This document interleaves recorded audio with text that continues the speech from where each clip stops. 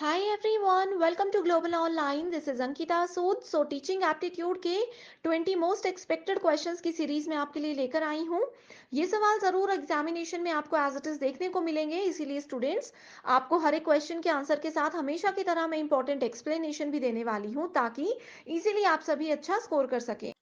Students, paper one में आप सबको हेल्प करने के लिए एक कंप्लीट कोर्स हम लेकर आए हैं, जहां पर आपको रोज 2 से 3 लाइव लेक्चर्स के साथ पेपर से पहले 100% सिलेबस कवर करने की श्योरिटी दी जाती है। साथ ही आपके रिवीजन के लिए टॉपिक वाइज एमसीक्यूज और पीवाईक्यूज दिए जाएंगे, जिसमें कि आपको ऐसी ट्रिक्स बताई जाएंगी जो बहुत इजीली करेक्ट आंसर्स को ढूंढने में आपको मदद कर सकती है।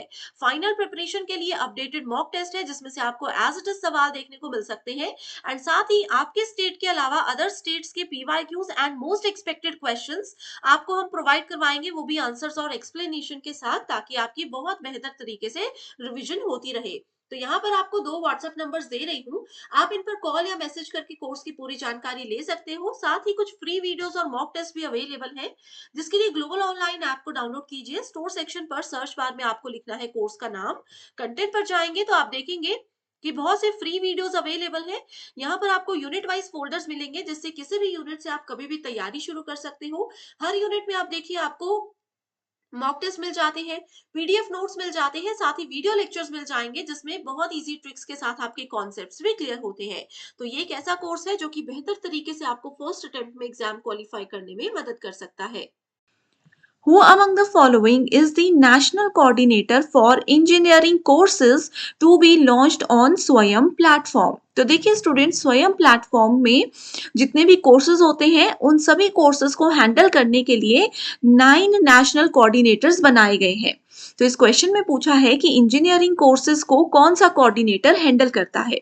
अब देखिए, यहाँ पर कोऑर्डिनेटर का मतलब होता है कि हर एक कोर्स के लिए एक अलग फील्ड बनाई हुई है। जैसे इंजीनियरिंग के लिए कोई और डिपार्टमेंट है, कोई और कोऑर्डिनेटर है, स्कूल एजुकेशन के लिए कोई अलग कोऑर्डिनेटर है, राइट।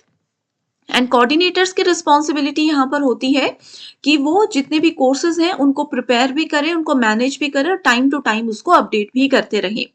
सो इंजीनियरिंग की बात की गई है, ऑप्शंस है AICTE, NCERT, NPTEL या फिर UGC। तो देखिए स्टूडेंट्स, NCERT तो नहीं होगा। क्यों? क्योंकि ये है आपका स्कूल एजुकेशन से रिलेटेड। ओके, AICTE, TE का मतलब होता है यहाँ पर technical education, all India council for technical education. तो ये जितने भी आपके टेक्निकल कोर्सेज हैं उसके लिए रिस्पॉन्सिबल है। UGC रिस्पॉन्सिबल होता है post graduation and non technical courses के लिए। तो सही आंसर है यहाँ पर नेप्टेल, दैट इज NPTEL। ये है आपका रिस्पॉन्सिबल इंजीनियरिंग के कोर्सेज को हैंडल करने के लिए इन स्वयं प्लेटफॉर्म। सभी कोऑर्डिनेटर्स की डिटेल्स आप देख सकते हो, ये फुल फॉर्म्स भी पढ़ लीजिए। एंड यहाँ पर ये भी लिखा हुआ है कि किस तरीके के कोर्सेज को ये हैंडल करते हैं। सो नेप्टेल की फुल फॉर्म है National Programme on Technology Enhanced Learning, and ये स्पेशली इंजीनियरिंग कोर्सेज के लिए बनाया गया है। Which of the following is included in the teaching of understanding level? So understanding level से related terms हमें ढूंढनी है। एप्लीकेशन, यानी कि जो नॉलेज हमारे पास है उस नॉलेज को अप्लाई करना। कंपैरिजन, एक किसी टॉपिक के बारे में हमें पता है, उसको अपने किसी नए टॉपिक या अपने पुराने नॉलेज के साथ कंपेयर करना। एब्स्ट्रैक्शन, जिसको अमूर्तन कहा जाता है। और एक्सप्लोरेशन, यानी कि एक्सप्लोर करना, जिस चीज के बारे में हमें कुछ नहीं पता होता उसके बारे में थोड़ा सा भी जब हम नॉलेज लेने लगते हैं तो उसको एक्सप्लोरेशन बोलते हैं। सो अंडरस्टैंडिंग लेवल में हम एक्सप्लोर करते हैं चीजों को जिसके बारे में हमें कुछ भी पता नहीं होता या थोड़ा सा नॉलेज होता है। अब ये जो बाकी के 3 टर्म्स हैं, अपकमिंग एग्जाम में इनमें से भी क्वेश्चंस पूछे जा सकते हैं। तो देखिए स्टूडेंट्स, टर्म्स रिकॉल, रिकॉग्निशन यानी कि पहचानना, और रिटेंशन यानी कि प्रतिधारणा। रिटेंशन का मतलब होता है किसी चीज को रिटेन करना, अपने दिमाग में फिक्स कर लेना सुनने के बाद या पढ़ने के बाद। ये चीजें आती है मेमोरी लेवल में। रिफ्लेक्टिव लेवल में आता है हमारे पास कंपैरिजन। ठीक है, रिफ्लेक्टिव लेवल हमें बताता है कि अगर आपके पास चीजें हैं, 2 जगह से आपने कुछ नॉलेज लिया या 2 चीजों के बारे में आपको ज्ञान है, तो आप उनके बीच में तुलना कैसे करोगे कि कौन सी सही है कौन सी गलत है। एप्लीकेशन, जो नॉलेज है उसको रियल लाइफ में कहाँ अप्लाई करना है। और एब्स्ट्रैक्शन यानी कि अमूर्तन। तो ये शुरू के 3 ऑप्शंस जो हैं ये आपके रिफ्लेक्टिव लेवल से जुड़े हुए हैं, जो कि अपकमिंग एग्जामिनेशन के लिए बहुत इंपॉर्टेंट है। Next is, which of the following model is used for the development of e-content for MOOC on Swayam? सो देखिए स्वयं के अंदर हमें पता है कि 4 क्वाड्रेंट्स होते हैं। ये 4 क्वाड्रेंट्स में एक क्वाड्रेंट ऐसा है जो हमें ई कंटेंट प्रोवाइड करवाता है, यानी कि अपनी पढ़ाई के लिए पीडीएफ या फिर स्टडी मटेरियल्स प्रोवाइड करवाता है। ठीक है, तो इसलिए यहाँ पर सही आंसर होगा option number 1, that is 4 quadrants. देखिए बाकी के 3 क्वाड्रेंट्स क्या हैं? Video lectures, specially prepared reading material जिसको कि हमने ई कंटेंट अभी बोला, ओके, सेल्फ असेसमेंट जिससे कि आपके टेस्ट वगैरह होते हैं, क्विजेस होते हैं, ऑनलाइन डिस्कशन कि आपको कोई भी डाउट है तो आप यहाँ पर डिस्कस कर सकते हो, आपको उसके सॉल्यूशन जरूर मिलता है। Next is which of the following is incorrect regarding CBCS। तो चलिए पहले तो वीडियो को पॉज करके आप मुझे फुल फॉर्म बता दीजिए कि CBCS टीचिंग में क्या होता है। ये क्वेश्चन एग्जाम में आएगा ही आएगा, ठीक है। तो CBCS is a framework to provide choices for electives and optional to students। ये बच्चों को अपनी पसंद के सब्जेक्ट्स सेलेक्ट करने में मदद करता है, बिल्कुल करता है, बट यहाँ पर इनकरेक्ट स्टेटमेंट बोला है, तो ये तो CBCS के रिगार्ड में सही है, तो इसको हम गलत कर देंगे, ठीक है।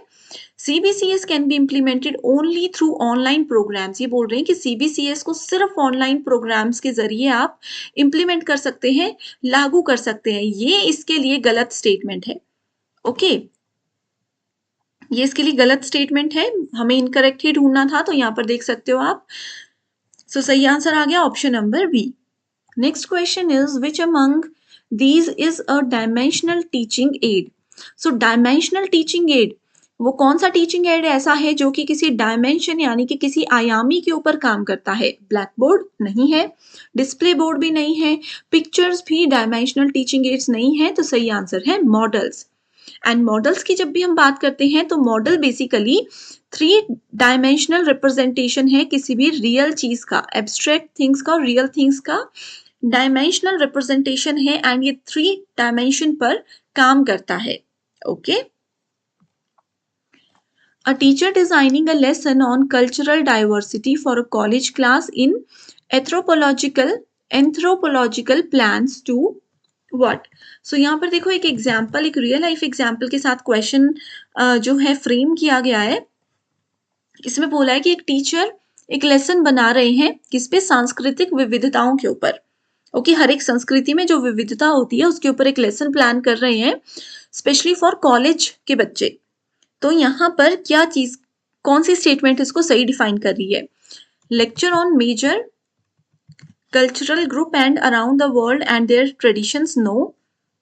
Analyse artefacts and symbols from different cultures, अलग अलग कल्चर्स के आर्टिफैक्ट्स और उनके सिंबल्स को हमें क्या करना है? समझना है, और अपने मीनिंग में या उनको उनके मीनिंग में हमें एक्सप्लेन करना है, उनके मीनिंग को हमें एक्सप्लेन करना है। नहीं, ये भी नहीं होता। नेक्स्ट है organise a simulation where students experience aspects of a specific culture, no. Last option है facilitate a debate on the impact of globalisation on cultural identities. तो ये होगा आपका सही आंसर कि अगर हमें बच्चों को सांस्कृतिक विविधता के बारे में बताना है तो उनकी सांस्कृतिक पहचान पर वैश्वीकरण के प्रभाव यानी कि ग्लोबलाइजेशन का क्या प्रभाव पड़ा है, वो एक टॉपिक देकर बच्चों को बोलेंगे डिस्कस करो, तो ऐसे करके वो चीजों को ज्यादा सीख पाएंगे, ओके। सो स्टूडेंट्स, मैंने आपको होमवर्क दिया था CBCS की फुल फॉर्म बताने के लिए। तो CBCS होता है चॉइस बेस्ड क्रेडिट सिस्टम। ये बच्चों को अलाउ करता है to choose which of the following: interdisciplinary, intradisciplinary, skill oriented papers यानी कि जिससे आपकी स्किल डेवलप होती है, open book examination, no. Cataloguing services, no. तो सही आंसर है option number 1, 2 and 3। Choice based credit system students को ये परमिशन देता है कि वो इंटरडिसिप्लिनरी और इंट्राडिसिप्लिनरी, मतलब देखिए मान लीजिए आप नॉन मेडिकल रखते हो, तो नॉन मेडिकल में फिजिक्स, केमिस्ट्री, मैथ, इंग्लिश और IP आपके सब्जेक्ट्स हैं, ठीक है, ये 5 सब्जेक्ट्स हैं। लेकिन CBCS हमें अलाउ करता है कि आप इनमें से फिजिक्स, केमिस्ट्री, मैथ तो आपको नॉन मेडिकल में पढ़ना ही पड़ेगा। इसके अलावा आप एक्स्ट्रा सब्जेक्ट जैसे कि हिस्ट्री भी पढ़ सकते हो, आपका मन है आप इकोनॉमिक्स भी पढ़ सकते हो। तो ये होता है इंटरडिसिप्लिनरी और इंट्राडिसिप्लिनरी जो कि हमें CBCS अलाउ करता है, ओके। सीबीसीएस को यूजीसी ने लॉन्च किया है। यूनिवर्सिटी ग्रांट कमीशन के बारे में आपने पढ़ा है, उसको सीबीसी को यूजीसी ने ही लॉन्च किया है। अब यहाँ पर एक क्वेश्चन दे रही हूँ और कि बताइए सीबीसीएस को यूजीसी ने कौन से ईयर में लॉन्च किया था, कौन से ईयर में इंट्रोड्यूस किया था। Next is match the following का क्वेश्चन है, लेवल्स ऑफ टीचिंग और उसके examples. Memory, understanding, reflective. Okay, so यहाँ पर देखिए, encourages critical thinking based on cognitive interchange. So critical thinking यानी कि बच्चों को गहन विचार करने के बारे में जब सिखाया जाता है तो वो कौन सा लेवल होता है, वो होता है आपके पास रिफ्लेक्टिव लेवल। तो हम सी को फर्स्ट से मैच करते हैं, तो सी को फर्स्ट से मैच करोगे तो आपको ऑटोमेटिकली आंसर मिल जाएगा, ठीक है। मेमोरी लेवल बोलता है फैसिलिटेट्स रिकॉलिंग। ये देखिए अभी हमने फर्स्ट क्वेश्चन में रिकॉलिंग और रिकॉग्नाइज टर्म पढ़ी थी, ओके। अंडरस्टैंडिंग लेवल होता है enhance scope of seeing of relationship and meanings. दो या दो से ज्यादा चीजों के बीच में रिलेशनशिप, उनके बीच में मीनिंग अगर समझना है तो वो रिफ्लेक्टिव लेवल की रिस्पॉन्सिबिलिटी होती है। तो सही आंसर है ऑप्शन नंबर 1। मैं उम्मीद करती हूँ स्टूडेंट्स आपको ये सारे क्वेश्चंस पसंद आ रहे हैं। एंड अगर आपको कोई भी डाउट्स हैं या सेपरेट किसी वीडियो पर, सेपरेट किसी टॉपिक पर आप वीडियो चाहते हो, किसी यूनिट पर वीडियो चाहते हो, तो मुझे कमेंट करके बता दीजिए। मैं टीचिंग एप्टीट्यूड के बाद वो यूनिट भी स्टार्ट कर दूंगी। What should be the aim, main objective of teaching? Teaching क्यों होती है? मैं आपको पढ़ा रही हूँ, क्या उद्देश्य है? क्या सिर्फ आपको एग्जामिनेशन के लिए पास करना मेरा उद्देश्य है? नहीं। टू डिक्टेट गुड नोट्स, आपको क्या सिर्फ अच्छे नोट्स देना? No. Provide required information related to subject, आपके सब्जेक्ट के लिए जितनी इंफॉर्मेशन आपको जरूरी है सिर्फ वही देना? नहीं। To develop thinking power of students, आप लोगों की थिंकिंग पावर, मेंटल एबिलिटीज को बढ़ाना एक टीचर की रिस्पॉन्सिबिलिटी होती है। अब देखिए जैसे हम आपको पढ़ा रहे हैं तो हमने आपको मेमोरी लेवल, रिफ्लेक्टिव लेवल और टीचिंग लेवल का एग्जाम्पल लेते हैं। ये 3 लेवल्स बहुत अच्छे से पहले पढ़ा दिए, हमने आपको इनके टर्म्स भी बता दिए। अब एग्जाम में एज इट इज क्वेश्चन नहीं आते, हमने आपकी थिंकिंग पावर बढ़ाई कि आप ये कीवर्ड याद रख लो, ये डेफिनेशन याद रख लो, तो आंसर इजीली आप मैच कर लोगे। तो ये बहुत जरूरी होता है थिंकिंग पावर बच्चे की बढ़ाना। विच of the following sequences accurately represent Morrison stages of teaching? So Morrison ने टीचिंग के कुछ स्टेजेस बताए थे जो कुछ इस तरीके से हैं। वो बोलते हैं कि पहले हम एक्सप्लोर करते हैं, फिर प्रेजेंट करते हैं, रेसिटेट करते हैं यानी कि सस्वर पाठ करते हैं, उसका बोल बोल के उसको याद करते हैं या प्रेजेंट करते हैं। Assimilation and organisation, assimilation and accommodation मैंने आपको बताया था, कॉग्निटिव अप्रेंटिसशिप मॉडल के अंदर भी ये आता है, ठीक है। रिफ्लेक्टिव टीचिंग क्या है? Cyclic process of thinking about learning, हमने क्या सीखा उसके बारे में सोचना। Linear process of thinking about teaching, एक ऐसा प्रोसेस जिसमें हम टीचिंग के बारे में बहुत डीप में जाकर के सोच सकते हैं या सोचते हैं। Cyclic process of thinking about teaching, देखिए एक चीज तो यहाँ पर क्लियर हो कर देती हूँ आपकी कि रिफ्लेक्टिव टीचिंग, चिंतनशील शिक्षण जो है वो एक चक्रीय प्रक्रिया होती है, साइक्लिक प्रोसेस होता है, ठीक है, जिसमें कि हम टीचिंग के बारे में सोचते हैं, okay. The memory for general knowledge and facts about the world as well as memory for the rules of logic that are used to deduce others fact is known as। अब देखिए आप general knowledge पढ़ रहे हो, कोई fact पढ़ रहे हो देश विदेश के बारे में, वो आपकी मेमोरी में स्टोर हो जाता है, ठीक है। या फिर कोई ऐसी मेमोरी जहां पर आपके रूल्स, लॉजिक, ये सब चीजें स्टोर होती हैं, उस मेमोरी को क्या कहते हैं? टेम्परेरी तो नहीं होती हैं, है ना। सिमेंटिक, आइकॉनिक या जनरल, तो ये होती है आपकी सिमेंटिक यानी कि शब्दार्थ स्मृति। अब देखो जीके वगैरह आप पढ़ते हो, वन टर्म में उसके आंसर्स होते हैं तो वो शब्द अर्थ होते हैं, राइट। तो शब्दार्थ स्मृति, सिमेंटिक मेमोरीज को कहा जाता है। The organized bodies of information stored in memory that bias the ways new information is interpreted, stored and recalled is known as। Okay, so बहुत ही ज्यादा इंपॉर्टेंट क्वेश्चन है, इसका सही आंसर है स्कीमा। सिंपल सा क्वेश्चन है, देखिए यहाँ पर बोला है स्मृति में यानी कि हमारी मेमोरी में संग्रहित जानकारी, जो भी इंफॉर्मेशन हमने इकट्ठी की है आज तक, उसका संगठित निकाय ठीक है, उसका जो संगठित एक साथ जो उसका हम संगठित निकाय करते हैं, जो नई जानकारी की व्याख्या, नई इंफॉर्मेशन हम उससे रिलेटेड जो भी ले रहे हैं, उन सबको व्याख्या उनको इंटरप्रेट करता है, उनको स्टोर करता है और उनको रिकॉल करता है, याद करने के तरीके को पूर्वाग्रहित करता है। ठीक है, याद करने के तरीके को क्या करता है, ऑर्गेनाइज तरीके से हमारे को बताता है, पूर्वाग्रहित करता है, उसको हम क्या कहते हैं, स्कीमा कहते हैं। एक पर्टिकुलर फॉर्मेटिंग में जो चीजें होती हैं उसको स्कीमा कहते हैं। Okay, the communication process is active and interactive. देखिए, कम्युनिकेशन हम कर रहे हैं क्लासरूम में, जहां पर एक्टिव भी हैं हम और इंटरएक्टिव भी हैं। एक्टिव का मतलब होता है कि सामने वाला कुछ बोल रहे हैं तो हम उनको अच्छे से सुन भी रहे हैं और रिस्पॉन्स भी दे रहे हैं at a very high level. In which of the following levels of teaching, तो वो कौन से टीचिंग के लेवल में होता है, तो वो होता है रिफ्लेक्टिव लेवल में। ठीक है, यानी कि हम सुन भी रहे हैं, सामने वाला जो बोल रहा है उसमें रिस्पॉन्स भी दे रहे हैं, तो response term is related to reflective level. Which of the following is true about understanding level of teaching? Understanding level समझने की चीजें होती हैं, तो इसका सही आंसर है teaching is comprehend, teaching to comprehend the concept। अवधारणाओं को समझना या समझाना यहाँ पर सीखा जाता है। अब जैसे मेमोरी लेवल में आपको ABCD सिखाया जाता है, ABCD का एक्चुअल मीनिंग, उसकी एक्चुअल इम्प्लीमेंटेशन आपको सिखाती है understanding level. Okay, Which of the following describe understanding level of teaching?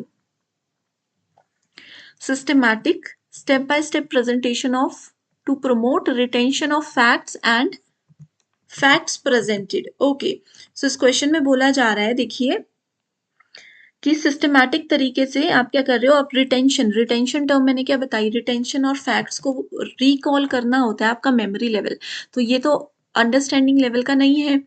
Giving a large number of positive and negative examples to explain concept, ये PYQs में से स्टेटमेंट आई है as it is, कि किसी भी कॉन्सेप्ट को लेकर के या किसी भी कॉन्सेप्ट को एक्सप्लेन करने के लिए आप उसके पॉजिटिव और नेगेटिव एग्जाम्पल्स देकर उसको समझा रहे हो, तो ये बिल्कुल सही है। Insisting on effective storage of information, जबरदस्ती स्टोर करनी है बस इंफॉर्मेशन, ये मेमोरी लेवल में होता है। Helping to promote seeing the relationship among facts, देखिए लास्ट क्वेश्चन में भी हमने पढ़ा, फैक्ट्स के बीच में रिलेशनशिप हमें रिफ्लेक्टिव अंडरस्टैंडिंग लेवल बताता है। ये हमें बताता है कि A फॉर एप्पल है, B फॉर बॉल है, तो इनके बीच में क्या रिलेशन है, एप्पल खाने के काम आता है, बॉल खेलने के काम आती है, तो फैक्ट्स के बारे में भी समझाता है और उनमें अगर कुछ सिमिलैरिटीज या डिफरेंसेस हैं या रिलेशन है वो भी बताता है। तो B एंड D हमारे पास सही आंसर होंगे। ठीक है,